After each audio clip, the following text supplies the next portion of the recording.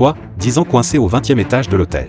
Il était possible de fabriquer un parachute à partir des fournitures de l'hôtel, et de s'échapper dès que la police aurait enfoncé la porte. Mais un parachute fait maison peut-il vraiment servir à s'évader? Pour vérifier cette rumeur, le groupe de rumeurs collecte des objets dans la chambre d'hôtel, et s'est donné 3 heures pour construire un parachute d'évasion. Une fois le chronomètre lancé, chacun a préparé le matériel en fonction de sa connaissance des parachutes. Tony a opté pour le rideau occultant, car son revêtement plastique est non seulement très résistant, mais offre aussi une bonne résistance au vent. Kelly a opté pour le tissu le plus léger des rideaux de douche, cousant des morceaux découpés dans la voilure principale. Grant a érigé un cadre carré à partir de tringles à rideaux et l'a recouvert d'une housse de couette. Après 3 heures de travail intense, tous les 3 ont terminé leur parachute. Seul celui de Kelly avait la forme traditionnelle en dôme, les 2 autres étant carrés. Alors, lequel offrira la meilleure descente? Ils se sont ensuite rendus sur le terrain d'essai pour procéder au test de descente. Mais aucun d'entre eux ne voulait sauter de 60 mètres avec son propre parachute. Tony a donc apporté un mannequin, équipé d'un capteur d'accélération. Ils ont d'abord réalisé une expérience de contrôle sans parachute. Le mannequin a été lâché du 20e étage à l'aide d'une grue, puis s'est écrasé lourdement au sol. Le capteur a enregistré une force d'impact de 5 sens-G.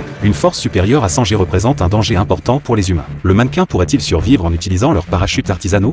Ensuite, test du parachute de Tony. Bien qu'il se soit déployé et ait ralenti la chute, la force d'impact a tout de même atteint 166 G. Le parachute de Grant s'est déformé pendant la montée, mais il s'est miraculeusement ouvert après le largage, avec une force d'impact de 144 G à l'atterrissage. Enfin, le parachute en dôme de Kelly, bien que sa conception soit la plus rationnelle, il n'a pas pu s'ouvrir à temps cette fois, provoquant un impact de 160 G sur le mannequin. Tony pense qu'en combinant les points forts de chaque conception, il pourrait créer un parachute efficace. Mais y parviendront-ils?